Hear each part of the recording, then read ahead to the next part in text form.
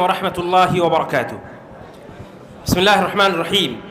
إن الحمد لله نحمده ونستعينه ونستغفره ونعوذ بالله من شرور أنفسنا ومن سيئات أعمالنا. من يهده الله فلا مضل له ومن يضلل فلا هادي له، وأشهد أن لا إله إلا الله وحده لا شريك له، وأشهد أن محمدًا عبده ورسوله.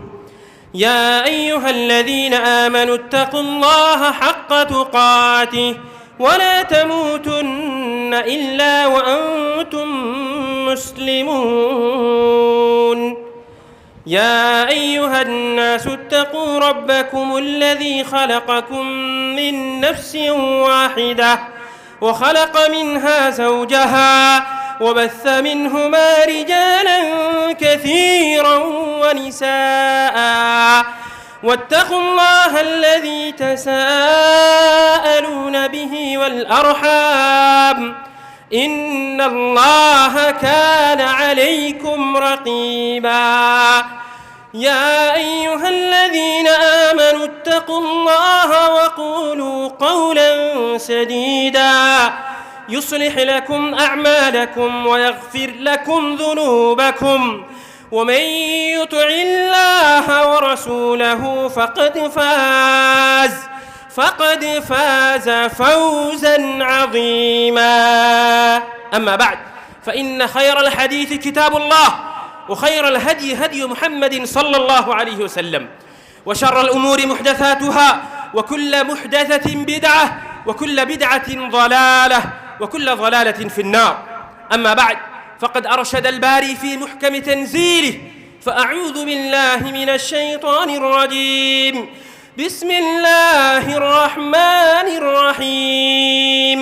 لئن شكرتم لأزيدنكم ولئن كفرتم إن عذابي لشديد.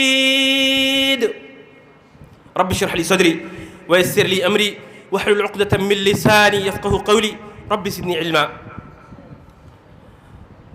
আজকে সভার এবং আমাদের আল মাদ্রাসা আস-সালাফিয়া ঘোড়ারাসের প্রধান শিক্ষক ফজিলাতুশ শেখ আব্দুল হামিদ আল ফৈজি হাফিজাহুল্লাহ, আমার প্রিয় বন্ধু ফজিলাতুশ শেখ আরিফুল ইসলাম আল মাদানী হাফিজাহুল্লাহ, শেখ আইনুল হক হাফিজাহুল্লাহ, শেখ হিদায়াতুল ইসলাম হাফিজাহুল্লাহ, শেখ হানিফ আল হাদি হাফিজাহুল্লাহ, অন্যান্য মাশায়েখ উলামা ফুদালা এবং অত্র এলাকা থেকে আগত সমস্ত সম্মানীয় অতিথিবৃন্দ এবং আমার সামনে বসে থাকা এই প্রতিষ্ঠানের স্নেহের ছাত্ররা, আমি আজকে ছাত্রদের সম্পর্কে কিছু কথা এবং অভিভাবকদের সম্পর্কে, মাদ্রাসার অভিভাবকদের সম্পর্কে কিছু কথা বলতে চাইছি।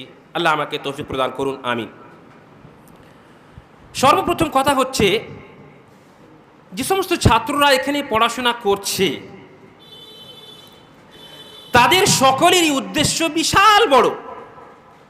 সবাই মদিনা বিশ্ববিদ্যালয়ে যেতে চাইছে, তাই তো? সকলের ইচ্ছা আকাঙ্ক্ষা। এবং ছোট যারা আছে তারা বুঝতে না পারলেও তাদের অভিভাবকেরা অবশ্যই এই আল মাদ্রাসা সালাফিয়াতে যে ভর্তি করেছেন তার উদ্দেশ্য কিন্তু মদিনা বিশ্ববিদ্যালয়ে পড়তে যাওয়া, কোনো সন্দেহ নেই। কিন্তু শেখ আব্দুল হামিদ হাফিজাহুল্লাহ বললেন যে সকলেই তো মদিনা বিশ্ববিদ্যালয়ে যেতে পারবে না, এটা স্বাভাবিক, সবাই যেতে পারবে না। কিন্তু যারা যেতে পারবে না তারা কি হবে? যারা যেতে পারবে না তাদের কি হবে বা তারা কি করবে? সম্মানীয় এবং স্নেহের ছাত্ররা, আপনি যদি মদিনা বিশ্ববিদ্যালয়ে আল্লাহ রাব্বুল আলামিন আপনাকে গ্রহণ করে থাকেন, আল্লাহর একটা বিশাল বড় রহমত। এবং আপনি সমাজের সেবা করবেন, যেমন অন্যান্য অনেকগুলো মাদানী উলামায়ে কেরামেরা করছেন।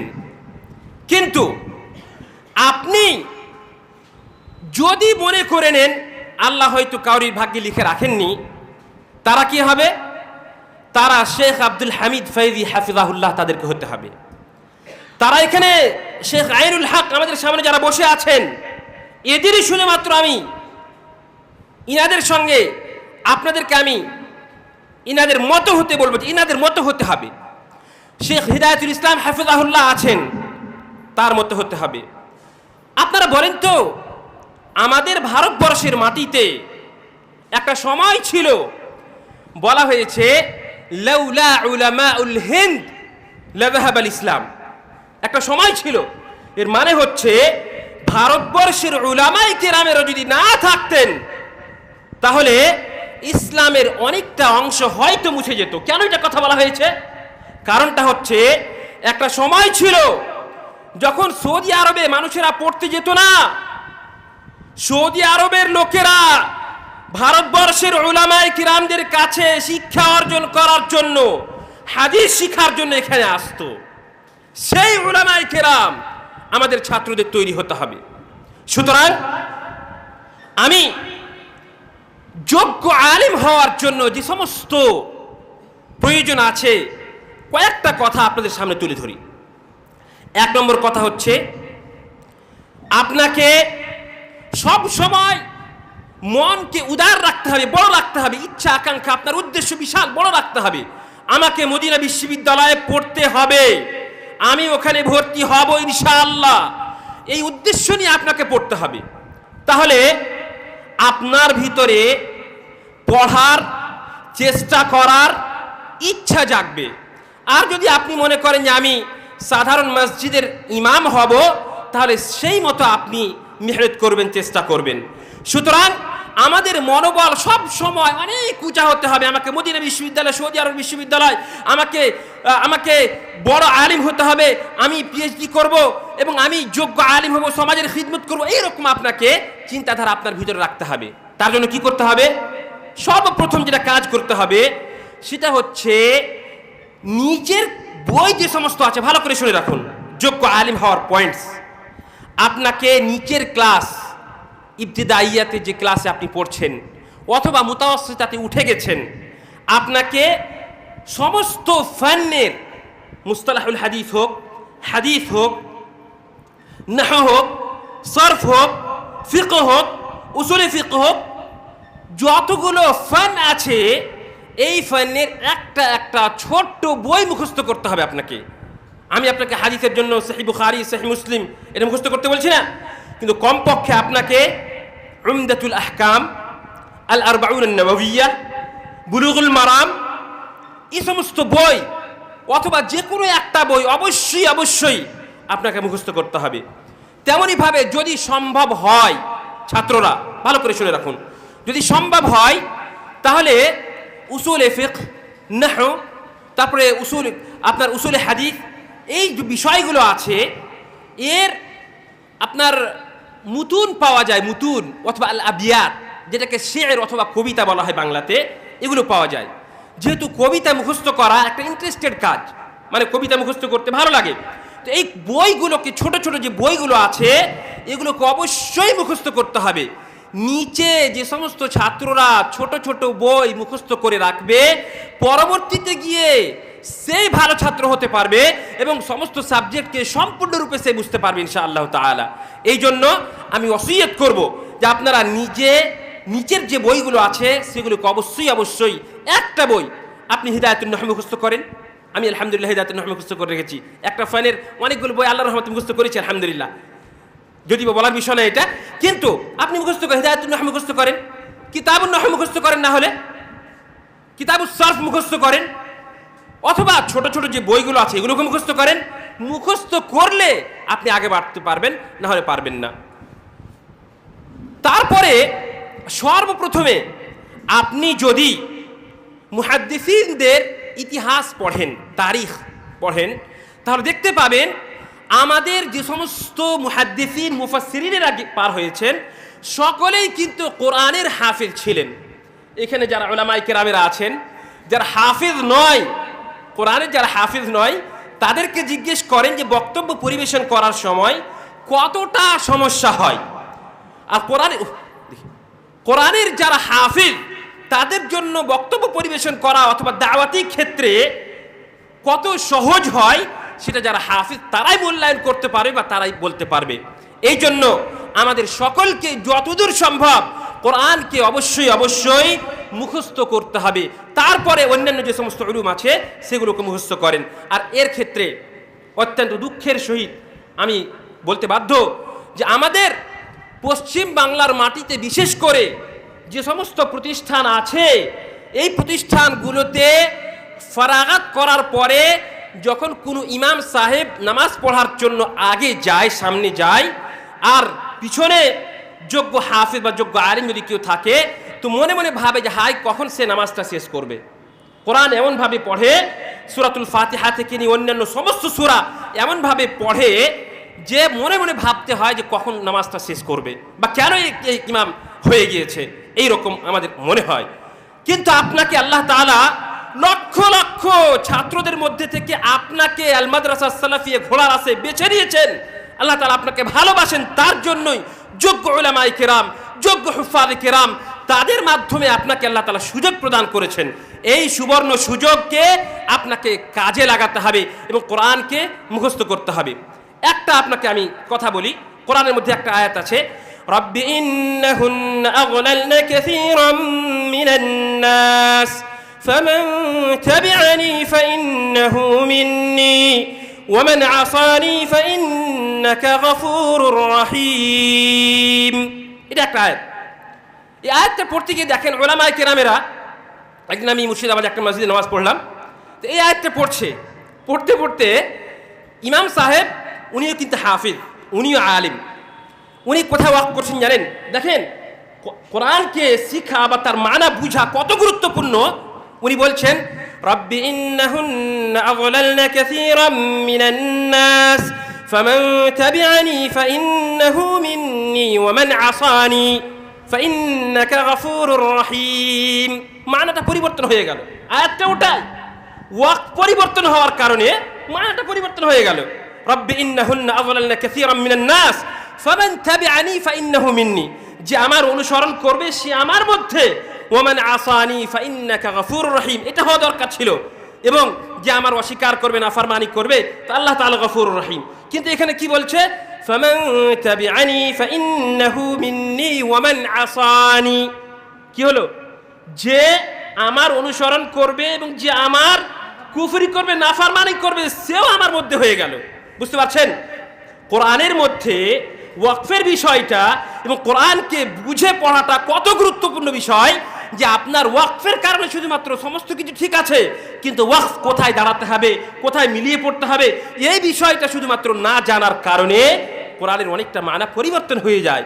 সুতরাং যারা এখানে পড়ছে তাদেরকে অবশ্যই অবশ্যই কোরআনকে বুঝার চেষ্টা করতে হবে, যোগ্য আলিম অবশ্যই অবশ্যই হতে হবে ইনশাআল্লাহ।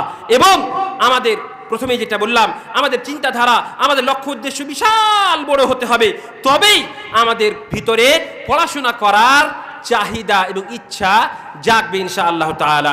সম্মানিত উপস্থিতি এবং স্নেহের ছাত্ররা, আমি আপনাদেরকে ওসিয়ত করব, আপনারা এই ঘোড়ারাস মাদ্রাসার ছাত্র, আপনারা অবশ্যই অবশ্যই মেহনত করেন, চেষ্টা করেন, এবং আপনারাই হচ্ছেন আমাদের এই এলাকার প্রতিনিধি। এবং বিশেষ করে উত্তর 24 পরগনা, বিশেষ করে উত্তর 24 পরগনা এই জেলার ছাত্ররা যেন এখানে পড়াশোনা করে এর চেষ্টা করতে হবে অবশ্যই অবশ্যই। এখানে যদি আমি জিজ্ঞেস করি তাহলে অনেক ছাত্র মালদা, মুর্শিদাবাদ, উত্তর দিনাজপুর, দক্ষিণ দিনাজপুরের ছাত্র আছে মাশাআল্লাহ, কিন্তু আপনারা নিজের টাকা দিয়ে, পয়সা দিয়ে, শ্রম দিয়ে, বুদ্ধি দিয়ে, সমস্ত কিছু দিয়ে আপনারা এই প্রতিষ্ঠানকে এত বড় করেছেন আলহামদুলিল্লাহ, কিন্তু আপনাদের ছেলেরা যদি এখানে পড়াশোনা না করে তাহলে কি আমাদের এই জায়গাতে, এলাকাতে ছাত্ররা কি আগে বাড়বে?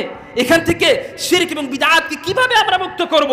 অবশ্যই অবশ্যই আপনাদের ছেলেদেরকে শুধুমাত্র টাকা পয়সা দিয়ে নয়, আপনাদের ছেলেদেরকে এই মাদ্রাসায় পড়িয়ে তাদেরকে যোগ্য সন্তান এবং যোগ্য আলিম তৈরি করতে হবে। সম্মানিত উপস্থিতি, এবার আমি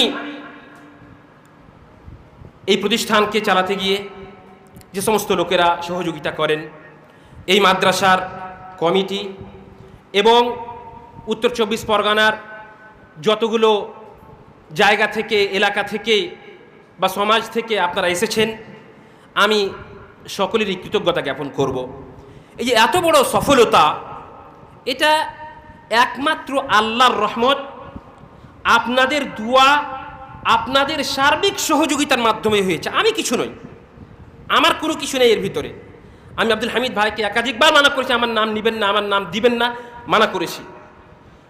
আল্লাহর রহমত এবং আপনাদেরই সহযোগিতা, আপনাদের ইখলাস, আপনাদের সততা, আপনাদের চেষ্টা, যার জন্যই হাজার হাজার মাদ্রাসার মধ্যে থেকে, বরঞ্চ লক্ষ লক্ষ মাদ্রাসার মধ্যে থেকে আপনাদের এই মাদ্রাসার মুআদালা হয়েছে। আলহামদুলিল্লাহ। অনেকগুলো বড় বড় মাদ্রাসা আছে, তার মুআদালা হয়নি, কিন্তু আপনাদের হয়েছে আলহামদুলিল্লাহ। আরও একটা কথা শুনেন, যে সমস্ত মাদ্রাসা কমিটির দ্বারাই পরিচালিত, ভালো করে শুনেন, কমিটির দ্বারাই, আমি অন ক্যামেরা বলছি, কমিটির দ্বারাই যে সমস্ত মাদ্রাসা পরিচালিত, সেই সমস্ত মাদ্রাসার মুআদালা মদিনা বিশ্ববিদ্যালয়ের সঙ্গে হওয়া অথবা সমাজের বুকে বিশাল কিছু বিপ্লব ঘটানো সম্ভব নয়। তার মাথা অনেকগুলো, কিন্তু আপনারা এই আল মাদ্রাসা সালাফিয়া ঘোড়ারাস মাদ্রাসার যে কমিটি আছেন, আপনারা অত্যন্ত সজাগ, অত্যন্ত ভালো, আলহামদুলিল্লাহ, মুখলিস, আল্লাহর সন্তুষ্টির জন্য আপনারা কাজ করেন। আব্দুল হামিদ ভাইয়ের পিছন থেকে পাঞ্জাবি ধরে আপনারা টানার লোক নয়, তার সহযোগিতা করেন, যার ফলে এই মাদ্রাসা আল্লাহর রহমতে এত উঁচু জায়গাতে পৌঁছেছে আলহামদুলিল্লাহ। কিন্তু শেখ হিদায়াতুল ইসলাম হাফিজাহুল্লাহ যেভাবে বললেন, এই মাদ্রাসা এই পর্যায়ে আমরা দেখতে চাইছি না। এই মাদ্রাসার নাম আল জামিয়া আস-সালাফিয়া ঘোড়ারাস হওয়া উচিত ছিল। যদিও বা মাদ্রাসা নাম মাদ্রাসাও যদিও বা থাকে, কিন্তু এই মাদ্রাসার কার্যকলাপ, এই মাদ্রাসার ইচ্ছা আকাঙ্ক্ষা এবং এই মাদ্রাসাকে আমাদেরকে অবশ্যই অবশ্যই ইউনিভার্সিটির মতো নিয়ে যেতে হবে। এই ইচ্ছা নিয়ে, এই মনস্কামনা নিয়ে আমাদেরকে আগে বাড়তে হবে। সুতরাং আপনারা খুব ভালো মানুষ, ইনশাআল্লাহ তাআলা আল্লাহর কাছে আশাবাদী, এবং আপনারা অবশ্যই অবশ্যই, আপনাদেরকে আমি ওসিয়ত করব, আপনারা এই প্রতিষ্ঠানের জন্য যে একটা টাকা দিচ্ছেন, একটা মেহনত করছেন, আপনি একটা শুধুমাত্র পরামর্শ দিচ্ছেন, এই পরামর্শের পিছনে আপনি আল্লাহ রাব্বুল আলামিনের কাছে সন্তুষ্টি, আল্লাহর সন্তুষ্টির জন্য এই কাজটা করবেন। এবং মনে রাখবেন, মনে করবেন যে আমি যে এই কাজটা করলাম মাদ্রাসা সালাফিয়ার জন্য, আল্লাহর কাছে আমি এর প্রতিদান নিব, আল্লাহর কাছে আমি এর বদলা নিব। এখানে আপনি 1 লাখ টাকা মাদ্রাসায় দান করলেন, তো আব্দুল হামিদ ভাই আপনাকে ফোন করে আপনার শুকরিয়া আদায় করলো কি করলো না? না। যদি আপনি টাকা দেওয়ার পরে আব্দুল হামিদ ভাইকে ফোন করে আপনাকে আপনার কৃতজ্ঞতা জ্ঞাপন করতে হবে, এই যদি চিন্তা আপনার থাকে, তাহলে মনে রাখবেন যে আপনার ভিতরে ইখলাস নেই।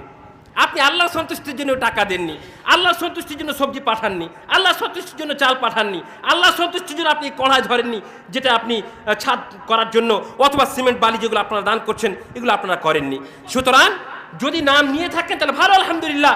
যদি কাউরি নাম না নেন, এবং সম্ভাবনাই সকলেরই নাম নেওয়া, এবং শুনে রাখেন হাদিসের মধ্যে এসেছে, নবী সাল্লাল্লাহু আলাইহি ওয়াসাল্লাম বলছেন, আপনি এমনভাবে দান করেন যে হাত্তা লা তা'লামা শিমালুহু মা তুনফিকু ইয়ামিনুহু, আপনি আপনার ডান হাত কি দান করলে আপনার বাম হাত যেন জানতে না পারে, এইভাবে আপনাকে দান করতে হবে, এবং আল্লাহর সন্তুষ্টির জন্য আপনাকে দান করতে হবে। সুতরাং আপনারা খুব ভালো মানুষ ইনশাআল্লাহ তাআলা, এবং আপনারা এই যে মাদ্রাসার জন্য যে চেষ্টা করছেন, এই চেষ্টা যেন অবশ্যই আপনাদের থাকে, সদা সর্বদা যেন থাকে, এর অবশ্যই আপনাদেরকে চেষ্টা করতে হবে, এবং আল্লাহর সন্তুষ্টির জন্য আপনারা করছেন, এটা আপনাদেরকে মনে রাখতে হবে।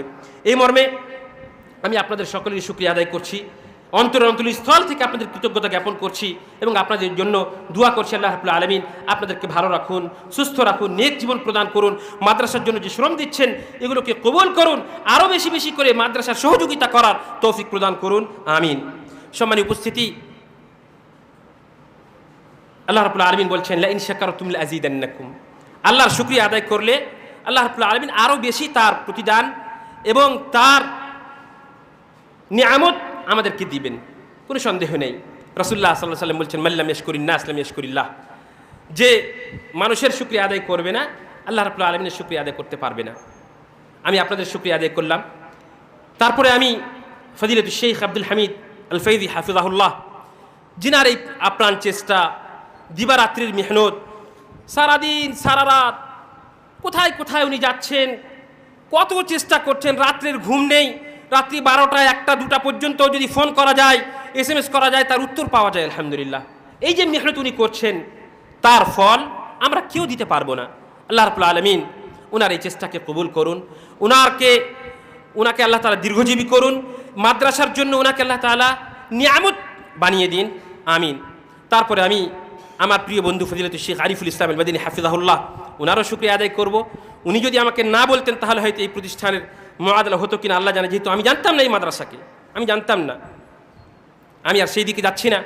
তারপরে সমস্ত শিক্ষক মণ্ডলী যারা এখানে আছেন, যাদেরকে আমি প্রায় 2 মাস বলেছিলাম যে শেখ এটা পরিবর্তন করতে হবে, এমনকি হামজা, আমাদের প্রতিষ্ঠানগুলোতে হামজা কিভাবে লিখতে হয় এটা কিন্তু অনেকেই জানে না, কোথায় হামজা লাগাতে হবে, কোথায় হামজা কাতঈ হবে, ওয়াসলি হবে, এটা অনেকেই জানে না।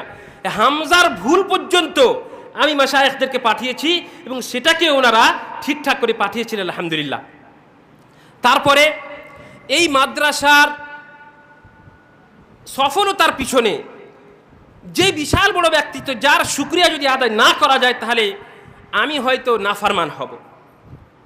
সেই ব্যক্তিকে আপনারা কেউ জানেন না, আপনারা কেউ দেখেননি, হয়তো ইউটিউবের মাধ্যমে আপনার নাম শুনেছেন, সেই ব্যক্তির নাম অবশ্যই আমি নিব এবং আপনারা সকলেই তার জন্য বিশেষ করে দোয়া করবেন, তার জন্য অবশ্যই দোয়া করবেন।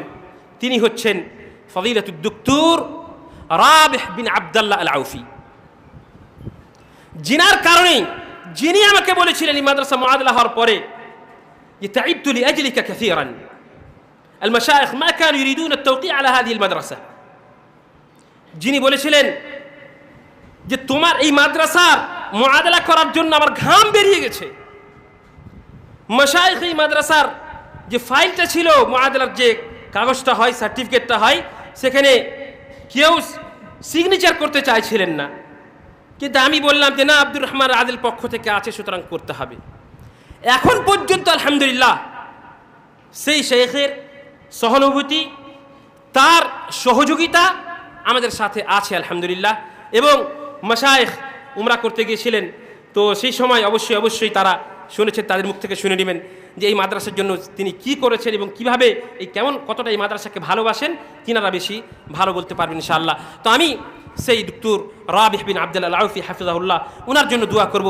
আল্লাহ রাব্বুল আলামিন, উনি জানেন না যে আমি এখানে আছি, উনি জানেন না ওনার জন্য এখানে দোয়া হচ্ছে, কিন্তু আন যাহরিল গায়ব, কোনো মানুষ যদি, হাদিসের কথা, কোনো মানুষ আপনাকে দোয়া করতে বলেনি, আপনি তাকে চিনেন না, জানেন না, আপনি তার পিঠ পিছে, তার অনুপস্থিতিতে আপনি তার জন্য দোয়া করছেন, এই দোয়াটা আল্লাহ রাব্বুল আলামিন গ্রহণ করেন। সুতরাং অবশ্যই আমরা সকলেই সেই ডক্টরের জন্য আমরা দোয়া করব, আল্লাহ রাব্বুল আলামিন ওনাকে উত্তম প্রতিদান প্রদান করেন, ওনাকে দীর্ঘজীবী করেন।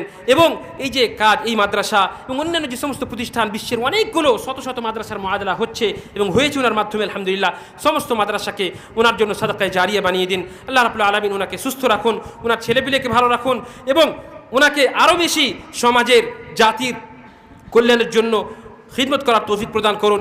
এবং আমরা যেন শেখকে সিফারিশ করে বেশি বেশি করে এই মাদ্রাসার, বিশেষ করে ঘোড়ারাস সালাফি, আল মাদ্রাসা সালাফি ঘোড়ারাসের ছাত্রদের বেশি বেশি করে ভর্তি করাতে পারি, তার আল্লাহ তাআলা তৌফিক প্রদান করুন, আমিন।